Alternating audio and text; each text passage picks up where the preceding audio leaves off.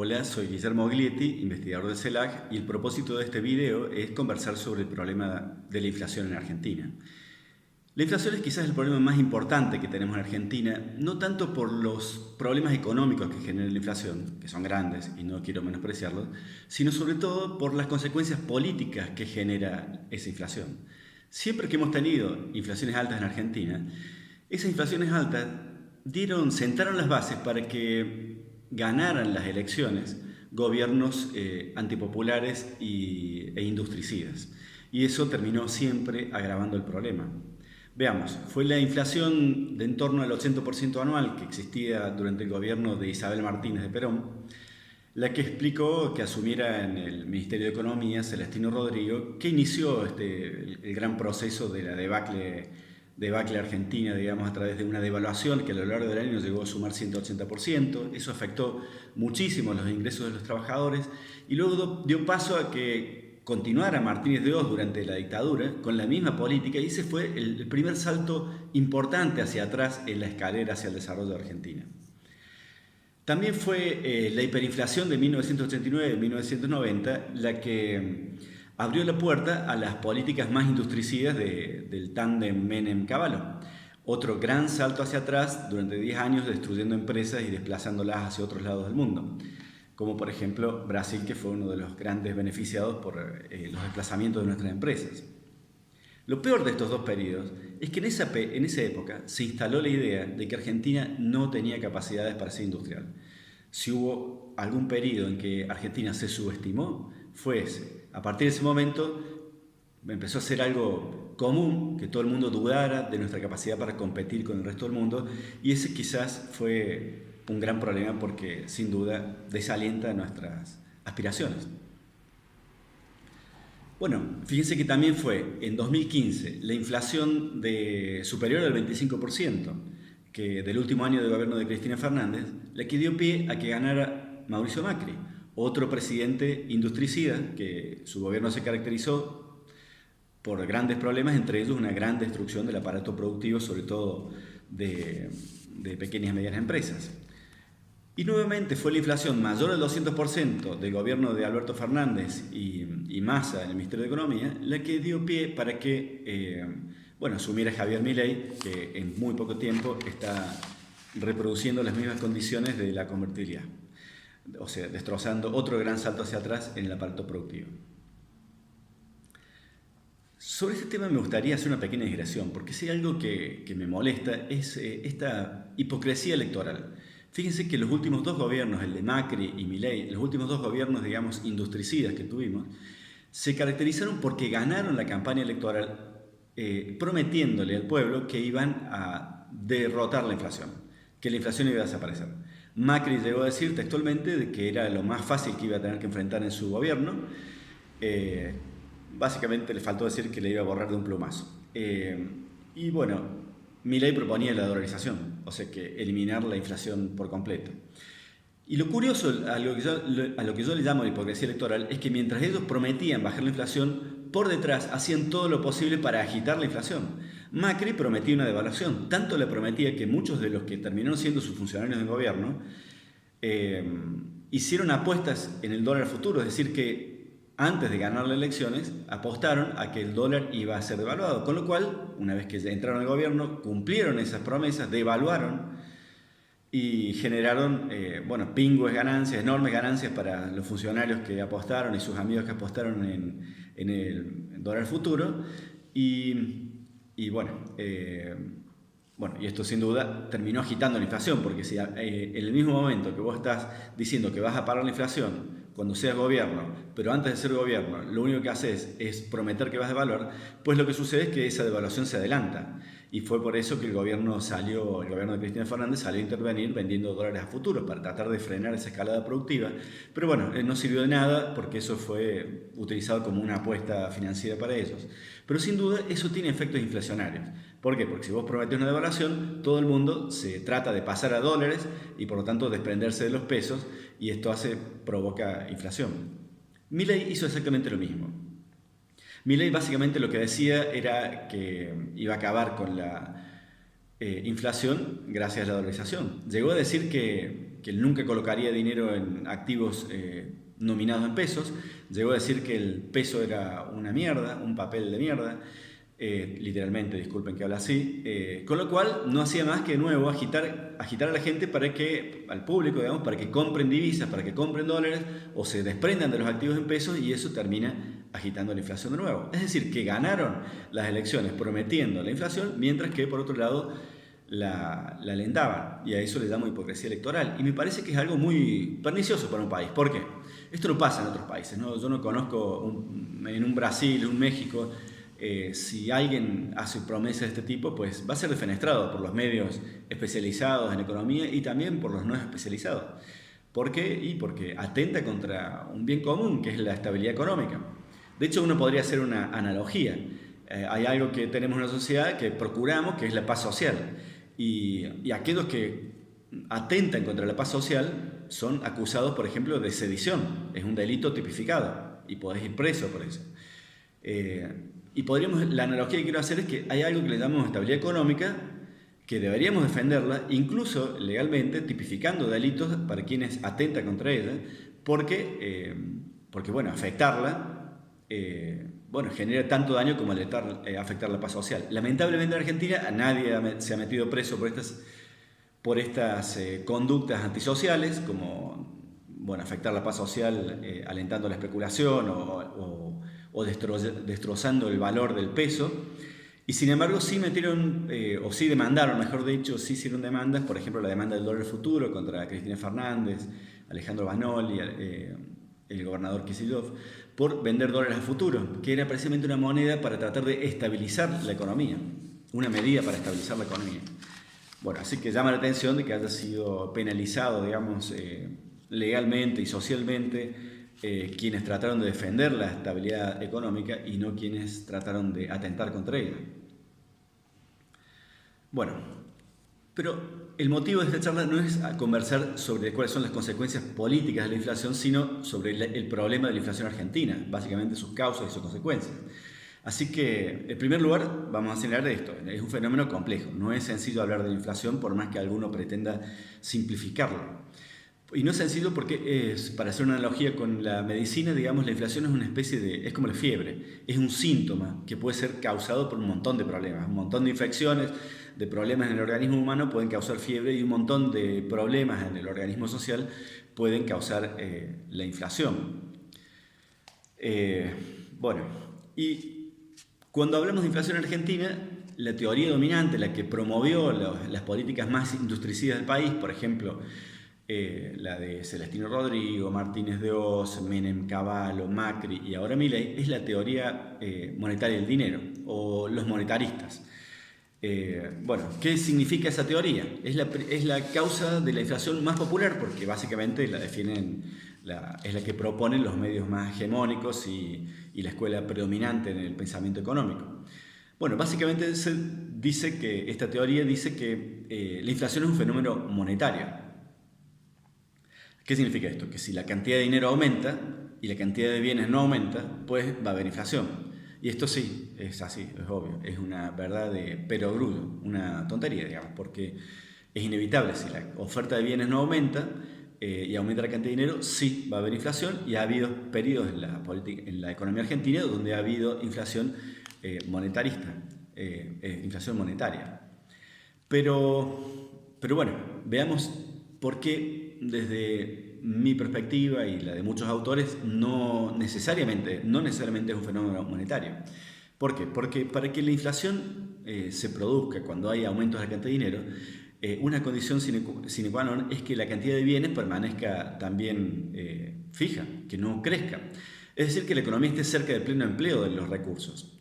Si la economía está en pleno empleo, es decir, que ya no puede producir más. Eso es lo que significa pleno empleo. Que ya no puede producir más porque todas las tierras están servidas, digamos, las minas, los yacimientos están ocupados y produciendo pleno, las máquinas están siendo utilizadas todo lo posible, los trabajadores todos tienen empleo. Bueno, cuando la economía está en pleno empleo, pues no es posible aumentar la producción, y por lo tanto, si hay aumentos en la cantidad de dinero, va a haber inflación. De nuevo, esta verdad de perogrullo. Pero lo cierto es que en Argentina, por ejemplo, ¿cuándo hemos estado en pleno empleo de los recursos? Casi nunca. Casi nunca. Así que es muy difícil echarle la culpa a a la teoría monetaria del dinero para hablar de la inflación. Tenemos que encontrar, tenemos que ganar más complejidad a la hora de entender la inflación, porque si no, si le erramos en el diagnóstico, le vamos a errar también en las soluciones. Entonces, si estamos en una economía que tiene tierras ociosas, capital, maquinarias subutilizadas y desempleo, pues la expansión de la cantidad de dinero no necesariamente va a ser inflacionaria, sino que puede aumentar el uso de ese capital subutilizado, las tierras subutilizadas, etc., y los trabajadores, y puede aumentar el empleo y por lo tanto así aumentar la producción sin que sea inflacionario. Pero cuando hablamos de inflación monetaria viene bien entender a qué se puede deber esa expansión de la cantidad de dinero. Bueno, hay varios candidatos. El popular, el más popular de todos, es el déficit público. Básicamente esta es la idea que promueven todas las fuerzas más conservadoras e industricidas.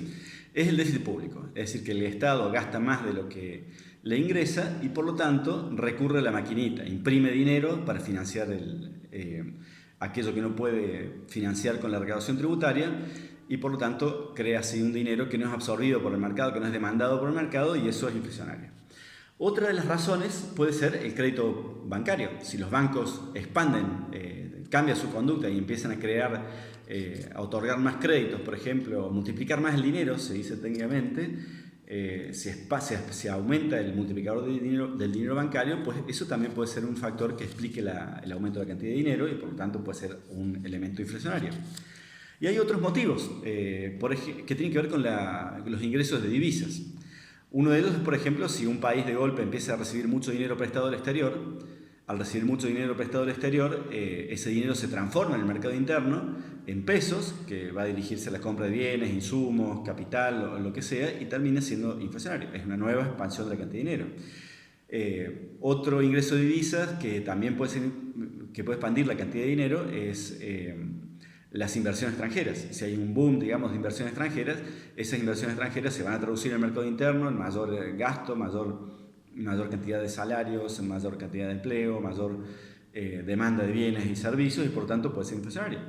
Y por último, agregaría algo que no se suele decir, pero son las propias exportaciones. Si un país tiene un boom de exportaciones, una cosecha récord, por ejemplo, como las que tuvimos con la bonanza de precios allá por el 2004-2005, bueno, si tenemos ese boom de exportaciones, ese boom de exportaciones genera ingresos a los agricultores que luego en el mercado interno se traslada en la demanda de inmuebles, etc. Y todo eso también puede generar inflación.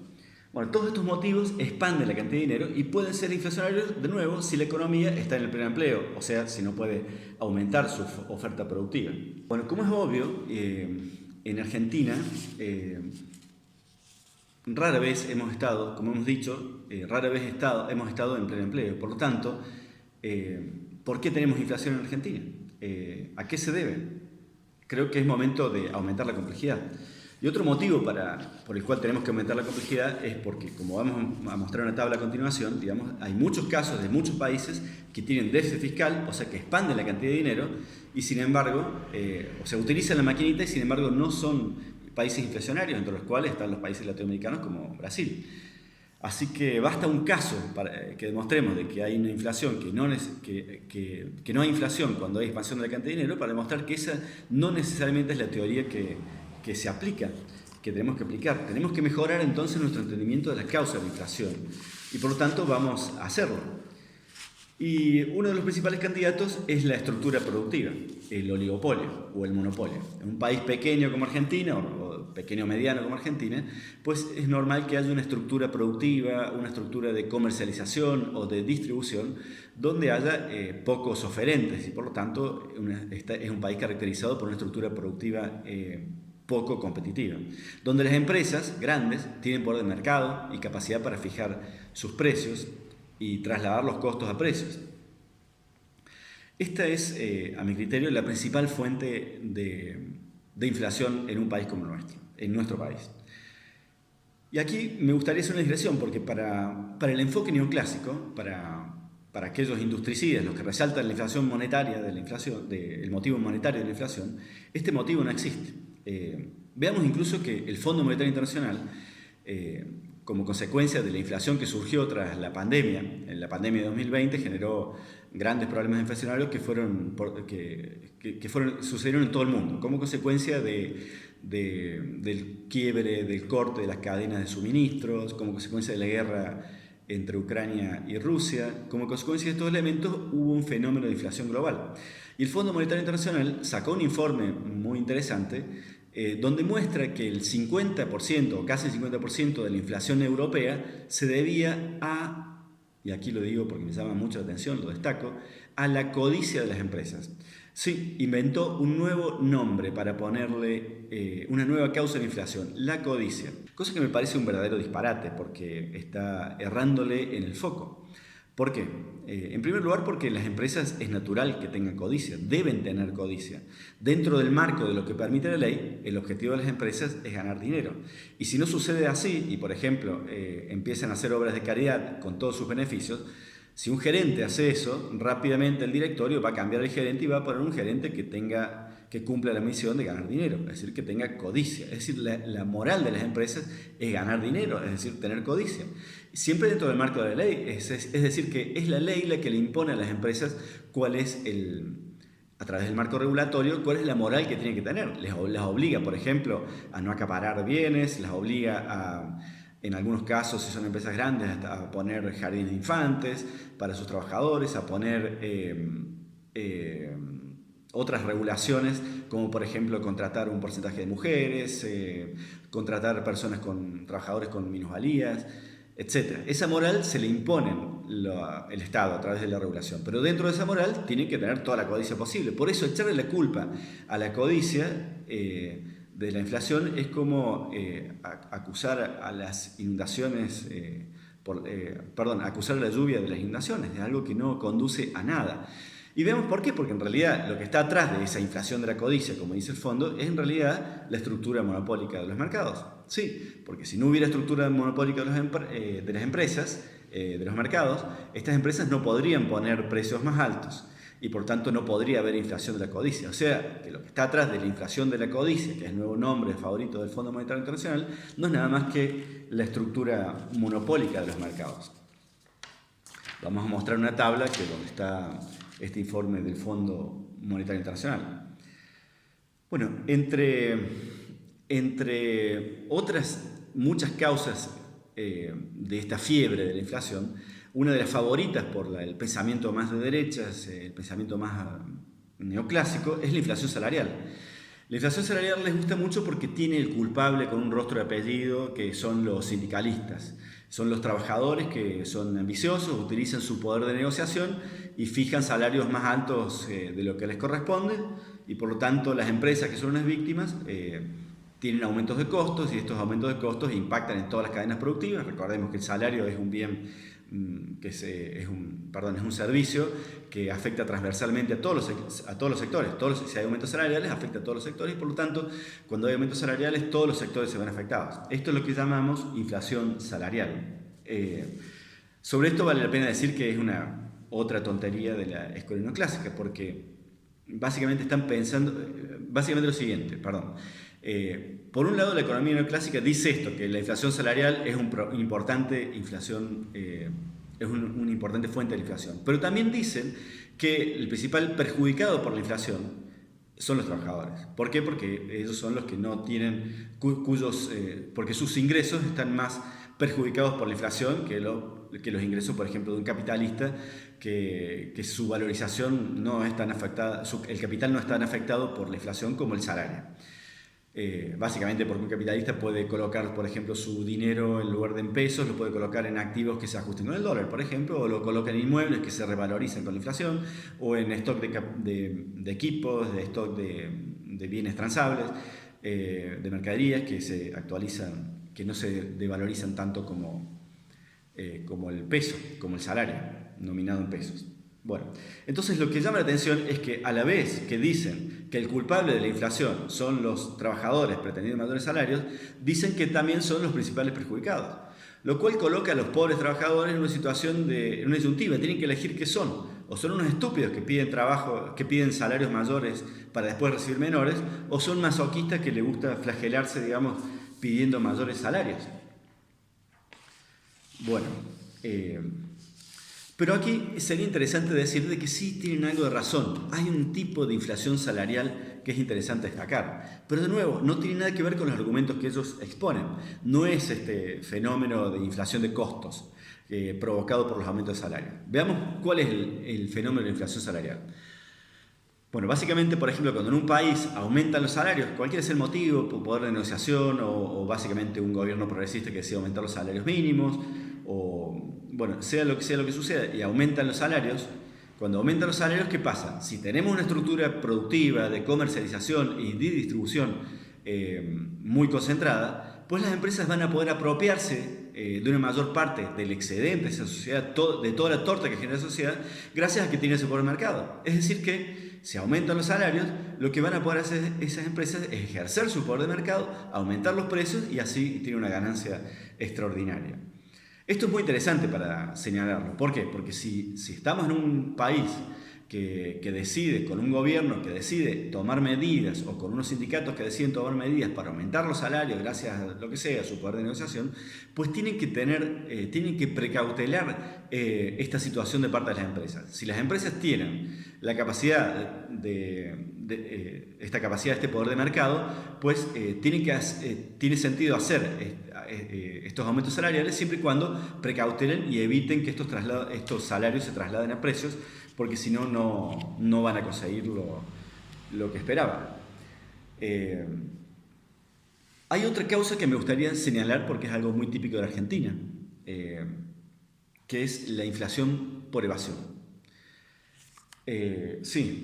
Para entender este fenómeno de la inflación, esta causa de la inflación, tenemos que entender cómo funciona el dinero. ¿Cómo funciona el dinero? El dinero, ¿por qué aceptamos que el dinero sea el medio de pago? En parte porque lo dice la ley, que obliga a la gente a aceptar el dinero como la moneda de curso legal como medio de pago. Pero, sobre todo históricamente, el dinero es aceptado, el papel es aceptado porque luego el Estado lo acepta para cobrar impuestos. Entonces, yo acepto que me paguen con un papelito de colores porque sé que tarde o temprano lo voy a poder depositar en el gobierno, se le voy a poder pagar impuestos al gobierno con ese dinero. Y eso aumenta, digamos, la demanda de dinero. Y bueno, ¿a qué me refiero con la inflación por evasión? Pues, si miramos así, por un lado tenemos el papel del Estado creando dinero por un lado, como si fuera una fábrica, en un punto crea dinero por un lado. Y después al final del proceso productivo destruye el dinero a través de los impuestos. Entonces lo que crea por un lado lo termina destrozando por el otro lado cuando empieza a cobrar impuestos. Por un lado crea y por el otro lado destruye. ¿Y qué pasa en un país como Argentina, que tiene una evasión tributaria enorme? Se estima, por ejemplo, entre 15 y 20 mil millones de dólares la cantidad de dinero que se evade en Argentina, según algunas estimaciones, posiblemente sea un poco más, un poco menos. Es algo muy difícil de dilucidar, pero podrían andar razonablemente por esa cifra, que es una cifra muy grande, digamos, muy grande. La base en comparación con el tamaño de la base monetaria, fluctúa, dependiendo del año, entre 1 y 2 veces. O sea, la cantidad de dinero es casi, dependiendo del año, entre 1 y 2 veces la base monetaria del país. O sea que podemos duplicar la cantidad de billetes y monedas en circulación y ese dinero equivaldría a la fuga de dinero de un año o de 2. Bueno, entonces, ¿qué pasa si a una economía le quitamos toda esa capacidad de destrucción de dinero? Pues ese dinero que no se destruye, nos quedamos con la idea de que el Estado solamente crea dinero pero sin destruirlo. Por lo tanto, termina siendo un motivo inflacionario de esta evasión tributaria. Así que siempre que hablemos de evasión es muy interesante también tomar recaudos, porque si no hay una buena recaudación tributaria, no se recauda lo que corresponde, me refiero, pues ese país puede estar en problemas, sobre todo si está cerca de la situación del pleno empleo. Es bueno notar que para la escuela neoclásica, o las fuerzas más industricidas del país y del planeta, digamos, cuando tenemos problemas de inflación causados por la estructura de los mercados, evitan a toda costa hablar de la estructura de los mercados. Los mercados nunca se equivocan según ellos, nunca te generan problemas según ellos y no es necesario intervenir. Entonces no se trataría, por más que haya un problema de estructura de los mercados, no es un problema de mercado, sino que es un problema de regulación. ¿A qué me refiero? A que su propuesta es que cuando hay problemas, cuando hay una estructura de mercados concentrada, lo que tenemos que hacer es desregular la economía. Por ejemplo, abriéndola al mundo. Si abrimos, dice el manual Rosa neoliberal, si abrimos la economía al resto del mundo, entonces va a empezar a llegar importaciones, las importaciones van a competir con las empresas locales que antes tenían ese monopolio y por lo tanto van a invertir más para mejorar su productividad y van a bajar los precios en consecuencia, equiparándose a los del resto del mundo y por lo tanto va a desaparecer la inflación gracias a estas inversiones y la productividad mayor. Y esto es otra verdadera tontería. Y veamos por qué. En parte es porque cuando un país se abre al resto del mundo, se generan otros problemas y no se generan tantas soluciones. Veamos ahora por qué no se generan tantas soluciones. Ha pasado, por ejemplo, durante la convertibilidad, sucedió de que la economía se abrió mucho al mundo con un tipo de cambio muy poco competitivo como el actual, como el que está, un dólar barato como el que ahora rige con Milei. Entonces estaban dadas todas las condiciones para que haya una afluencia de importaciones. Pero sin embargo los precios no bajaron mucho en Argentina. Es cierto que no hubo mucha inflación, pero Argentina se transformó rápidamente en un país mucho más caro que el resto del mundo, como está sucediendo ahora con Milei. ¿Y por qué pasa esto? ¿Por qué los precios no se equiparan con los precios internacionales? Y bajan y hacen que la economía sea competitiva. Pues no pasa porque esa estructura sigue siendo no competitiva. La estructura del mercado sigue siendo no competitiva. Es decir, las empresas que antes abastecían el mercado interno desde el mercado interno, ahora abastecen desde afuera, trasladan las fábricas, digamos, al resto del mundo y desde ahí abastecen el mercado interno y cobran los precios que pueden cobrar, que son los precios que les permite su poder de mercado, su monopolio. Por lo tanto, nos quedamos sin la capacidad productiva, lo que agrava los problemas de inflación, porque se reduce la oferta productiva, y por otro lado generamos una disminución en la cantidad de dólares, con lo cual aumenta las posibilidades de devaluación o de insuficiencia de dólares, que termina siendo otro fenómeno inflacionario, y no destrozamos la estructura concentrada, porque sigue permaneciendo gracias a que las cadenas, digamos, de distribución y comercialización siguen en manos de muy pocos actores. Es decir, que permanece la estructura de distribución y de comercialización concentrada, es decir, que las ganancias en términos de competencia de mercado son muy bajas y tenemos todos los prejuicios que implica para una economía en desarrollo abrir la economía al resto del mundo. Y aquí es bueno traer a colación de que siempre la inflación es un problema que lo podemos caracterizar como un problema de exceso de demanda o una insuficiencia de oferta. Si tenemos inflación, cualquiera sea el motivo que lo explique, nos vamos a encontrar que en esa situación hay o un exceso de demanda que es la contracara de una oferta insuficiente. Esto lo menciono porque es muy útil tener en cuenta que destrozar el aparato productivo a la larga termina disminuyendo la oferta, o sea, generando insuficiencia de bienes. Por lo tanto, es muy raro que en Argentina siempre hayan prosperado, cada vez que hubo procesos inflacionarios, las ideas de destruir el aparato productivo, o sea, reducir la oferta de bienes y servicios para bajar la inflación, cuando lo que sucede es exactamente lo contrario. Bueno, otro de los motivos que son muy importantes para explicar una inflación en Argentina, que es muy poco tratado por la literatura o nada tratado, tiene que ver con el tamaño de las ramas productivas. A ver, veamos, la mejor forma de explicar este fenómeno es con un ejemplo. Uso el ejemplo del mercado de cemento argentino.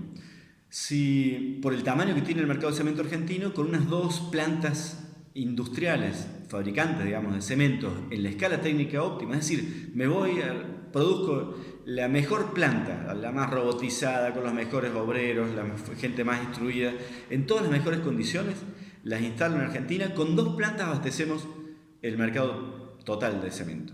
Bueno, ¿qué quiere decir esto? Que no se va a justificar la inversión en una tercera planta. Es necesario que haya 2 plantas. ¿Qué pasa si tuviéramos 10 plantas en esa escala técnica óptima? Si tenemos 10 plantas en esa escala técnica óptima, vamos a tener 10 plantas trabajando en un porcentaje muy bajo de lo conveniente. Su nivel de actividad va a ser mucho más bajo que lo conveniente. Por lo tanto, los costos unitarios van a ser muy altos. Esas 10 empresas compitiendo por un mercado tan chiquito, generarían mucha más ineficiencia, y ese también sería un problema de inflación. No solo un problema de inflación, sino que esas empresas serían realmente incapaces de competir con el resto del mundo. Si en cambio tuviéramos esas 2 empresas, y esas 2 empresas quizás hasta podrían competir con el resto del mundo, porque estarían trabajando en la escala técnica óptima.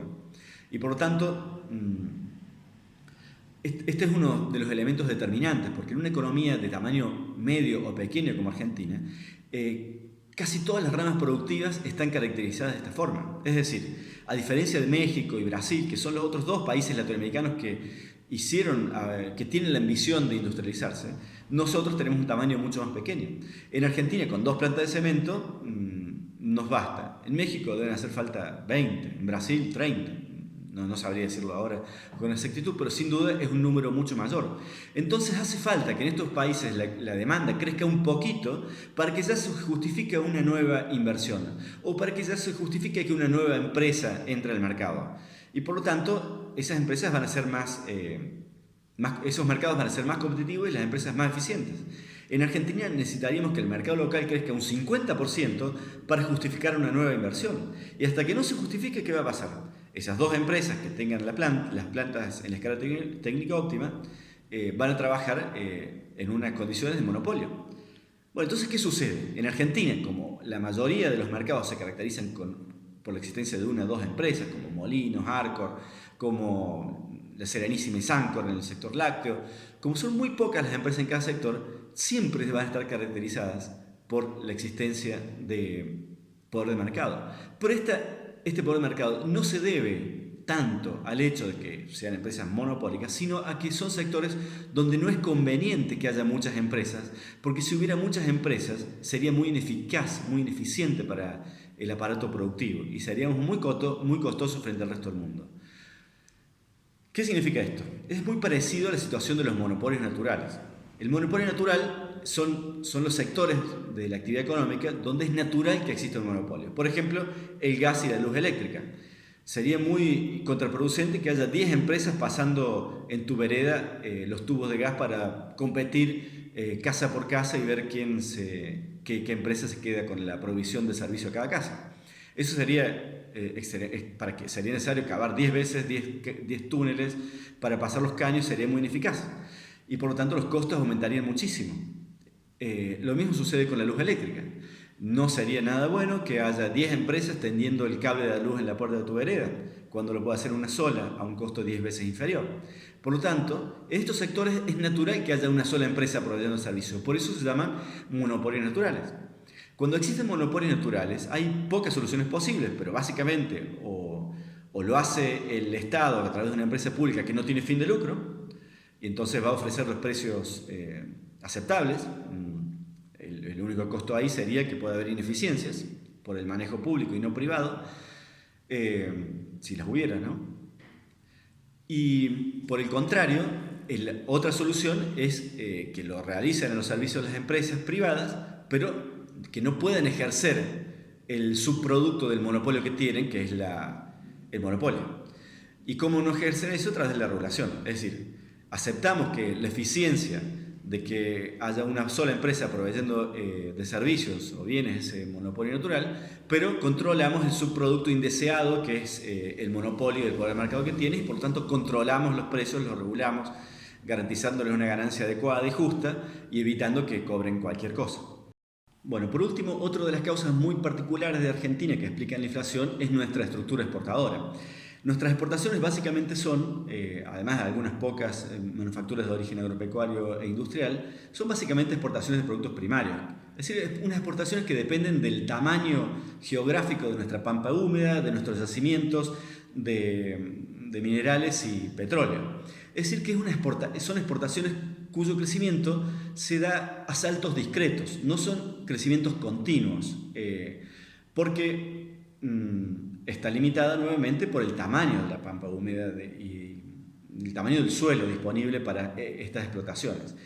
Es cierto que esta oferta puede crecer gracias a los saltos tecnológicos. Por ejemplo, si aparece una tecnología capaz de extraer gas y petróleo de arenas bituminosas como en Vaca Muerta, entonces es como si se expandiera la frontera de producción de estos primarios. Si aparece una tecnología que permite semillas resistentes a la sequía, bueno, es como si se expandiera la pampa húmeda porque se puede cultivar en zonas donde antes no se podía. Pero estos saltos, este crecimiento de las exportaciones son saltos, son discretos, no son continuos. Por el contrario, las importaciones sí son continuas, crecen a medida que crece nuestro ingreso. Y fíjense que incluso si tenemos un boom de exportaciones, nuestro ingreso va a crecer de acuerdo a ese crecimiento de las exportaciones y por lo tanto va a crecer continuamente nuestras importaciones. Se estima, digamos, que por cada 10% que crece el ingreso nacional, las importaciones crecen entre 15 y 25%. Por lo tanto, tarde o temprano, incluso motivadas por un boom exportador, nos vamos a encontrar con que se llega a un límite de la disponibilidad de dólares que generan nuestras exportaciones. Y por lo tanto eso genera una crisis de balanza de pagos, una crisis por insuficiencia de dólares. Y ese nuevamente es un motivo inflacionario, la devaluación. Cuando hay una devaluación se genera inflación. ¿Por qué? Porque una devaluación hace que aumenten los precios de los productos importados, hace que aumenten los componentes importados en la fabricación de insumos, en las fabricaciones locales que utilicen insumos importados, hace que aumenten los productos exportados que tienen precios internacionales y por lo tanto toda devaluación genera inflación. Si por esto no fuera poco, en Argentina tenemos la particularidad de que cuando los comerciantes definen sus precios, miran la inflación pero también miran el dólar. Indexan los precios de acuerdo a la evolución del dólar, porque es mucho más sencillo. El dólar uno lo puede observar día a día, mientras que la inflación se mide una vez al mes, cuando la publica el Instituto de Estadísticas y Censos local, argentino, el INDEC. Entonces, lo habitual es que se utilice cotidianamente el dólar como indexador de precios y cada vez que hay, por lo tanto, una devaluación, inmediatamente o muy rápidamente se traslada a precios toda esa devaluación. Y por lo tanto este es un fenómeno muy inflacionario en nuestra estructura exportadora. Bueno, ¿qué podemos decir sobre cuál es la mejor estrategia de Argentina para enfrentar la inflación? Bueno, dado que tenemos un país con estas características, que es pequeño o mediano, plagado de ramas de actividad caracterizadas por ser monopólicas o oligopólicas, donde las empresas grandes disfrutan de gran poder de mercado, bueno, tenemos pocas alternativas. La alternativa de favorecer la competencia no existe, es mala. Si no tiene sentido tener 10 empresas como Aluar, 10 empresas como Techin, sería muy ineficaz, todas trabajarían con costos mucho más altos de lo conveniente para el país y para competir en el mercado internacional, serían empresas sin futuro y una inversión redundante que podríamos destinar a mejores destinos. Por lo tanto, la estrategia de aumentar la competencia no es buena. La estrategia de abrir la economía tampoco es buena, porque si abrimos la economía para garantizar la competencia externa, vamos a estar disminuyendo las posibilidades del aparato productivo local y haciendo que los dólares, que ya son escasos, sean cada vez más escasos. Por lo tanto, a largo plazo esa solución es inútil, es una tontería. No sirve abrir la economía sin ton ni son. Hay que, por lo tanto, administrar el comercio de alguna forma eficaz. Bueno, entonces, ¿cuál es la única alternativa a mi criterio? La racionalización. ¿Qué significa racionalización? Bueno, la racionalización significa, por ejemplo, evitar la competencia innecesaria, destinar las inversiones lo más racionalmente a empresas que sean muy eficaces, capaces de competir con el resto del mundo, a pesar y asumir los costos internos que esto tiene, que es que haya empresas poco competitivas con mucho poder de mercado. ¿Y cómo hacemos para que estas empresas que son eficaces y pueden competir en el mercado externo no trasladen su poder de mercado al mercado interno cobrando unos precios de codicia? Bueno, lo único que tenemos que hacer en esos casos, lo único que podemos hacer es administrar los precios, llegar a acuerdos de precios, a algún mecanismo que nos permita lograr precios aceptables para la ciudadanía y que a su vez le garanticen beneficios razonables a las empresas. Y vamos a tener que lidiar con esto todo el tiempo. ¿Por qué? Porque Argentina no es un país grande, a diferencia de Brasil y México. Los otros latinoamericanos que sí aspiran a industrializarse y tienen la ventaja de ser mucho mayores y por lo tanto este problema para ellos es mucho menor. Nosotros vamos a tener que lidiar con eso y necesariamente tenemos que tener capacidad para administrar este subproducto de la concentración de mercados que es el poder de mercado. ¿Cómo se puede lograr esto? Bueno, se puede lograr primero innovando. Hay que lograr estrategias mientras más innovadoras mejor. Pero existen mecanismos, por ejemplo, los que aplicaron durante los primeros años del gobierno de Kirchner, que básicamente consistía en lograr acuerdos de precios con las empresas. Otros mecanismos, además de este, que ha resultado muy eficaz porque las empresas se garantizan alta rentabilidad en el mercado interno y la rentabilidad que pueden lograr en el mercado externo, por lo tanto son empresas que pueden competir con el resto del mundo, pueden exportar. También hay otros mecanismos como los mecanismos como el de precios cuidados, este mecanismo que consistía en regular estrictamente precios, algunos precios de la economía, de bienes muy destinados a los consumos de las clases populares, de los trabajadores, y a su vez permitir la liberalización total de los productos más premium de las mismas empresas. Por lo tanto, se generaba como un subsidio cruzado, que podían tener precios altos en los sectores en los productos de alto ingreso, que subsidiaran los productos de los bienes salarios, digamos, los bienes consumidos por las clases trabajadoras. Y hay otros mecanismos como por ejemplo la penalización. Se podría penalizar a las empresas líderes, estas empresas que son capaces de marcar precios, cuando tienen ganancias extraordinarias y esas ganancias extraordinarias se explican por el ejercicio del poder de mercado. Se les podría gravar, por ejemplo, como hacen todos los sistemas tributarios del mundo, tienen impuestos que sirven no tanto para recaudar, sino para corregir conductas. De nuevo, es la moral que el Estado le impone a las empresas. Entonces se podría poner un impuesto a las ganancias extraordinarias de estas empresas líderes. De modo que si estas empresas generan más inflación que la que existe en la economía, pues se penalicen con, por ejemplo, duplicándoles el impuesto a las ganancias, para que a su vez esa recaudación sirva para ampliar la oferta productiva o compensar a las víctimas sociales, las víctimas de la sociedad de estos precios más altos. A mi criterio, mientras Argentina tenga estos cuellos de botella, estas son las únicas estrategias posibles. Y lo peor que podemos hacer es pensar que la inflación es el gran problema, porque el gran problema no es la inflación. Y esto es lo que nos dicen también las encuestas. Entonces, para la familia argentina, el principal problema es el trabajo, no la inflación. Entonces, es una pena que exageremos el valor que tiene la inflación para la sociedad. Y es obvio que para los trabajadores argentinos, para nuestra sociedad, el principal problema es el trabajo más que la inflación. Porque la inflación significa que nos cuesta comprar, pero perder el trabajo significa que no podemos comprar nada. Y entonces en esta balanza es muy claro que las familias se decantan a favor de preferir el empleo frente a la inflación. Y este es un problema muy viejo, muy conocido en la teoría económica, es la famosa curva de Phillips, que nos dice básicamente que si queremos crecer tenemos que tolerar algo de inflación. Y más en Argentina, porque estamos llenos de cuellos de botella. Y lo peor que podemos hacer es exagerar el problema de la inflación, que no lo estoy ninguneando, pero sí quiero decir que no es tan grande el problema. Recordemos que países que hoy son desarrollados como Corea y Japón, cuando se estaban desarrollando en los 60 y en los 70, eran países con alta inflación también, porque tenían y padecían estos mismos problemas de escasez de divisas, de problemas de estructura productiva, de concentración de los mercados. Ellos apostaron por estrategias de racionalización y apostaron por ganar tiempo mientras iban desarrollando la mayor cantidad de ramas productivas posibles, de modo que fueran competitivas.